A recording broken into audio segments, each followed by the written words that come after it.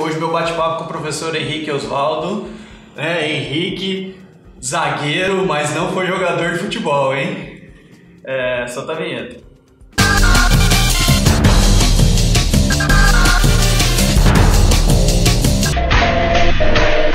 Professor, muito obrigado por aceitar o nosso convite e vir bater um papo aqui sobre vida esportiva, sobre momentos no esporte, né? E sobre carreira, sobretudo, né? Sua carreira acadêmica dentro do esporte. Legal, Theo. Eu que agradeço, né? A oportunidade de estar conversando sobre esporte, né? Mais um canal para divulgar isso aí. Bacana. Parabéns pelo programa. E Henrique, né? A nossa galera aqui, ela sempre vem questionando, né, e me questionando, me colocando, pô, traz um pessoal que faz o esporte, que movimenta o esporte, né, e a gente tem dois momentos. O primeiro momento a gente vai falar um pouquinho da sua relação com o esporte, no segundo momento a gente fala do seu trabalho no esporte, que eu acho que é super importante para a cidade, né, forma, não só para a cidade, mas para a região de um como um todo, né, você trabalhou já em Cruzeiro, né, na formação lá na Escola Superior de Cruzeiro, e hoje sempre trabalhou na Unital também, isso. E legal. E conta para nós, né, você estava falando que não jogou bola, mas jogou bola, né, você jogou basquete e não jogou futebol. Exatamente. É uma história legal, né? Sim. Eu entrei no meio acadêmico para trabalhar com futebol e futsal, né, e estou nisso já há mais de 15 anos, nas disciplinas que misturam o futebol e o futsal. Joguei muito futebol, né, de maneira recreacional, né, como a gente, né, não cheguei a ser federado, joguei bola no clube, joguei muita bola na rua, mas o meu esporte de formação, de história, é o basquetebol. Enquanto atleta, né? Enquanto atleta. O basquetebol cheguei a ser federado, né, joguei a base, cheguei até um juvenil, quando passei uns meses no Palmeiras, tentando ser jogador adulto, que de fato não aconteceu, né, e aí fui estudar educação física. E quando eu falo muito isso, baixo? O que era a desculpa dos caras?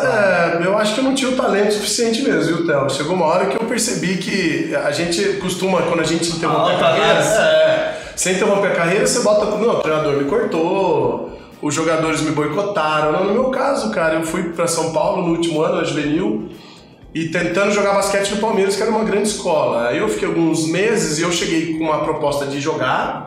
E aí alguns meses eu já era reserva, depois outros meses eu já não ia nem pro banco mais, né? Aí eu percebi, falei, bom, não nasci para ser jogador. O que eu faço com o esporte? Eu vou estudar o esporte. E aí que entra o futebol de fato, né? Quando eu vou estudar eu entro para a faculdade de educação física. Você fez aonde? Eu fiz em São José, na Univac. A primeira porta que se abriu para mim foi no próprio São José Esporte Clube, né? Que na época era um clube de A2, hoje, né, joga a Série B. Infelizmente. Né? Numa situação complicada lá na Série B, mas era um time de A2 e jogava brigando pela 1, né? Então era um clube que estava ainda em destaque. E eu fui trabalhar lá com escolinha, né, cara? Eu gostava muito de futebol, como eu falei, não fui jogador, mas eu tinha bastante afinidade, né?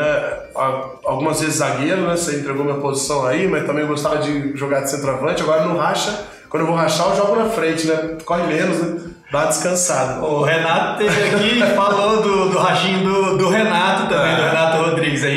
Eu conheci o Osvaldo, né, o Henrique, lá no rachinho nas quartas-feiras. Nossa, mandar um abraço pra galera lá do Barcelona. Então, aí a relação com o futebol que se fortaleceu, né? Porque eu entrei no São José para trabalhar com escolinha, né, que era a demanda que eles tinham lá no Teatrão, que você inclusive foi atleta lá, você lembrou do seu treinador que trabalhou comigo. E aí na escolinha lá eu fui subindo os anos, né? Cada ano um passo para frente, fui pro Mirim, trabalhei no infantil como preparador físico. Aí do infantil, um trabalho legal que a gente fez, com alguns meninos depois até viraram jogador aí, né? O Everton, né? Que depois sabe que era o Paraibinha, não me pelo apelido. Eu não vou lembrar, mas jogou no Corinthians, Bragantino, né? Ele era daquele sub-15. E depois eu pulei pro sub-20, já quando eu estava terminando a faculdade, começando o mestrado com o PP, né? O Pedro Paulo, que era o treinador, ele me convidou para ser preparador físico sub-20. E lá a gente ficou 2 anos, quando eu terminei o mestrado. Então eu costumo dizer, né, até para os alunos da faculdade, né? Eu falo o seguinte, minha história motora no esporte é de basquetebol, né? Mas minha história de formação, de profissional envolvido, trabalhando, formando atleta, envolvido com a estrutura, e depois os meus estudos todos, o mestrado inclusive, as publicações, os resumos depois que vieram com isso aí, todos foram na área do futebol, né? Então eu posso dizer que eu tive as duas frentes, né? Uma prática muito formal e organizada de basquetebol com o desenvolvimento depois profissional dentro do futebol. E é lógico que, né, os mesmos princípios, né, o futebol e o basquete são dois esportes de invasão, mas sim, é lógico que você tem estruturas diferentes, né, da mesma forma, não tem como comparar o futsal, o society e o futebol, né? São modalidades diferentes, né? Mas o que, por exemplo, tática, né? O que, por exemplo, você tira do basquete e dá pra, de alguma forma, trabalhar no futebol? Então, muita coisa, né, cara? É o que você falou, né? Se a gente olhar para aquela linha de desenvolvimento de jogos coletivos, né? Que é uma área que também vocês têm trabalhado aí com o curso, né? Existem os princípios de você desmarcar, de aproximação, conservação da posse da bola.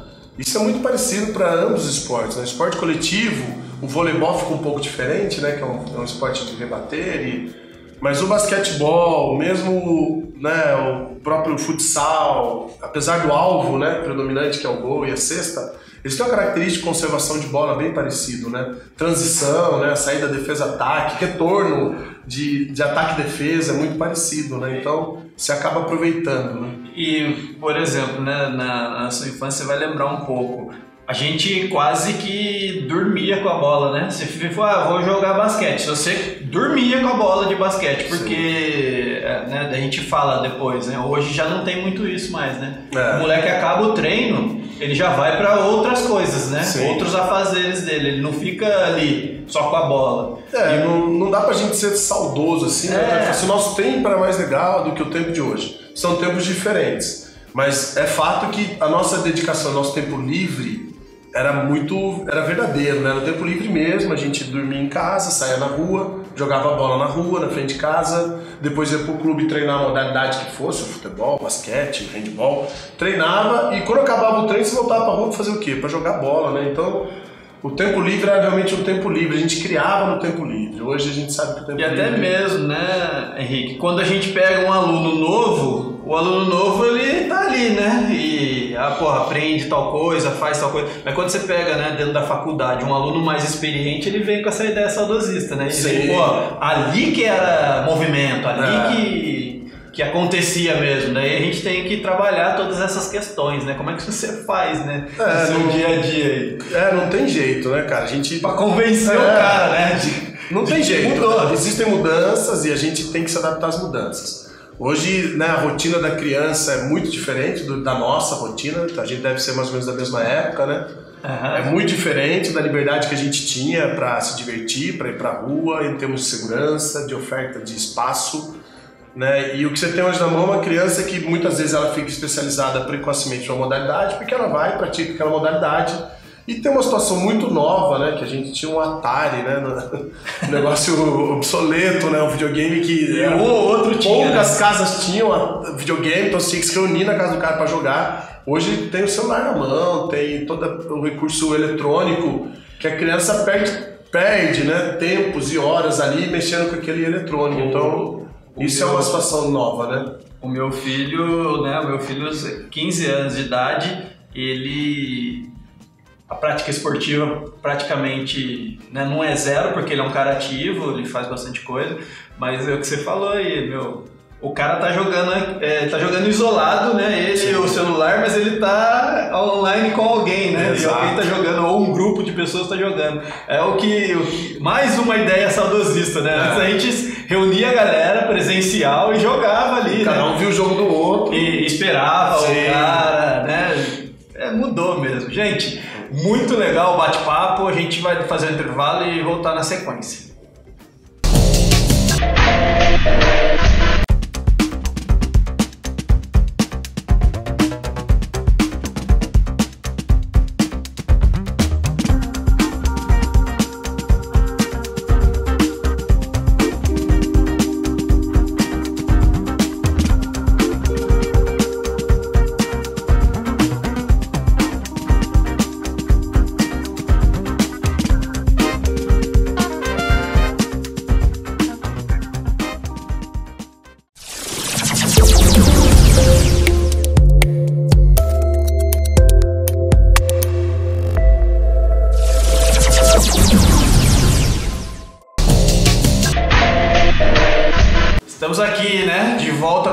professor Henrique Osvaldo, e vamos conversar agora sobre o universo dele dentro do meio acadêmico, dentro do meio profissional, porque ele tem a função de diretor de competições na Prefeitura de Taubaté e também ele é professor na Universidade de Taubaté. Professor, né, Henrique, professor. Fica à vontade, Theo. Henrique, tranquilo. E hoje você tem essa... Não é nova porque você está há uns 4 anos na prefeitura, né? Desde o começo de 2013, né? Tive um ano fora desde 2013. E vamos começar com essa sua atividade profissional, né? Que tem muita relação com a atividade acadêmica também. Sim. E conta para nós, né? Como que iniciou essa sua inserção na prefeitura e trabalhar com o esporte, né? Dentro da área que você falou que atua, que é a área da competição. Sim.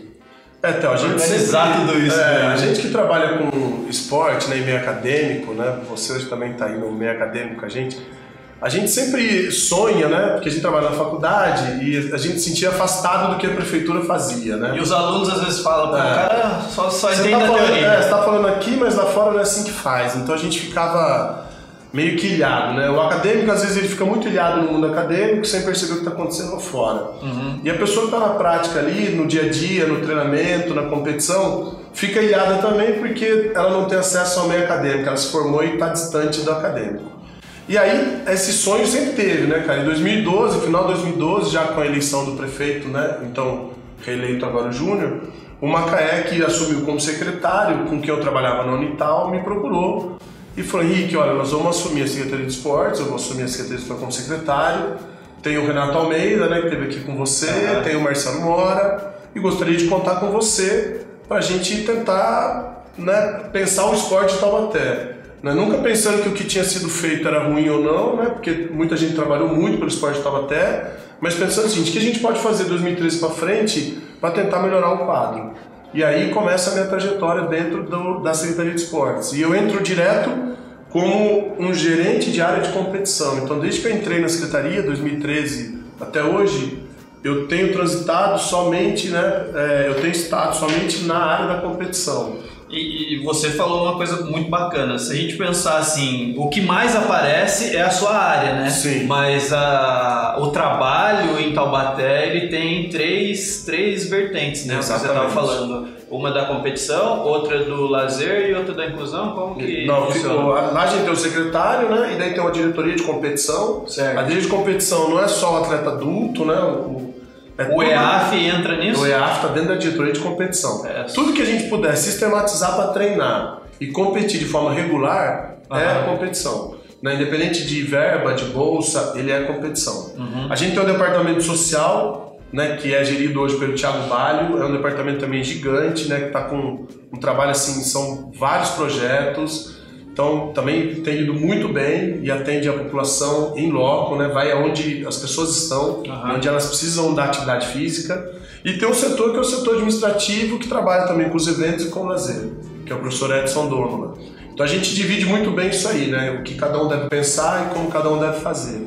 E aí a gente, óbvio que quase tudo é muito amarrado, né? A gente tem atleta de alto rendimento que vai lá na aula do projeto social trocar uma experiência com o pessoal do projeto social. A gente tem evento de lazer que acontece dentro de evento de competição. Então a gente acaba amarrando todos os setores.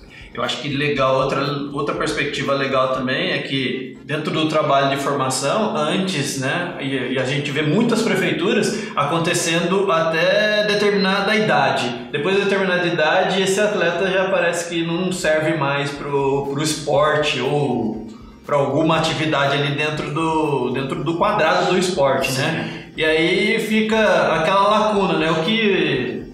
O que acontece de 18 até, vamos colocar, 60 e pouco lá, que poder voltar para o idoso. Terceira idade. E aí, como é que vocês pensaram isso ou como é que está organizado isso? Sim. Esse, na verdade, é um problema, não é de Taubaté, de Pinda, de Cruzeiro, é um problema brasileiro, né? A gente, quando participa de alguns encontros, a gente teve, inclusive, com uma professora americana no ano passado, e ela falou do modelo americano de formação esportiva. É uma coisa que ela bateu muito e falou que é o problema deles também, é justamente isso, né? Quando você tem o antigo formato da pirâmide, né? Que você fala, bom, o esporte vai subindo, quem não tem talento vai saindo, como eu saí com 18 anos do basquete, E aí, chega na ponta só os habilidosos. De fato, na competição, é natural que as pessoas, né, sejam eliminadas do processo para que cheguem os que têm condições. A grande questão é essa, para onde vão as pessoas que são eliminadas do processo, né, então hoje o que a gente tem na prefeitura, por exemplo, a gente tem um projeto lá, que é o Esporte Não Para, que é esporte para adulto, né, que não precisa esperar ser idoso para voltar, né?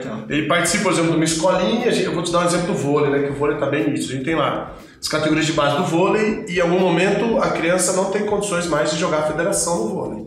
Então ela sai do time de competição. Imagina ter os professores que dão aula de voleibol para adolescentes que não são de equipe de competição. Então eles passam a compor uma outra turma cuja finalidade é utilizar o esporte como uma ferramenta para que ele se sinta bem, para que ele se divirta, para que ele se desenvolva inclusive no próprio voleibol. Então a gente pensa assim, alguns mecanismos para aqueles que de repente não conseguem ascender aos níveis mais altos de rendimento. E não é uma tarefa fácil, né, Nossa, cara? Então a gente quebra a cabeça demais, né, cara? E algumas a gente já conseguiu, né? Hoje o futsal está muito bem estruturado, o voleibol está estruturado, o handball está estruturado, a gente tem até o handball é um dos processos também mais fáceis, né, da gente observar esse tipo de coisa acontecendo. A gente tem do mirim ao júnior, e a gente tem atletas do juvenil que compõem o júnior, a gente tem atletas do júnior que compõem o adulto. Quer dizer, lá de fato essa progressão acontece, mas não é fácil pensar nesse processo como um processo de que alguém vai ser excluído em algum momento, né? Henrique, conta para nós um pouquinho da sua pesquisa que foi envolvida a questão do futebol, né, do mestrado. Sim, a pesquisa do mestrado que eu fiz com o futebol, né, que foi em 2002, 2003, eu terminei o mestrado. Foi na área de preparação física, né? Eu gostava bastante, como eu contei, né? Eu trabalhava como preparador físico do sub-20 e preparador físico sub-15. E eu gostava bastante dessa área, ainda gosto muito, né, da área de treinamento. E aí eu fiz um trabalho sobre força muscular para atletas de sub-20. O resumo da pesquisa foi o seguinte: eu analisei força de membro inferior em atletas sub-20 por diferentes posições durante o macrociclo anual, para definir o seguinte: qual a característica do zagueiro em relação ao meio-campista, em relação ao atacante, com relação à força de membro inferior. E a intenção, né, como você bem falou, é o desempenho do aluno, né, o desempenho do atleta. Sim. E como que há essa perda, há períodos que perde ou períodos que ganha, como que o exemplo isso? Que a gente encontrou, né, como desse ciclo aí, o ciclo foi de 1 ano, 6 meses? Foi um macrociclo anual, né, que o time lá naquele ano, 2003, a gente jogou um Paulista, né, e o Paulista aconteceu durante o ano todo. Foi dividido em forma blocada, né? E aí a gente cai um pouquinho na conversa de treinamento, né? Foi feito um período de cargas concentradas de força, e aí houve aumento da força, e durante a temporada a gente percebeu que a força caía. O que era natural, né? Se você não treina mais força, os índices de força caíram.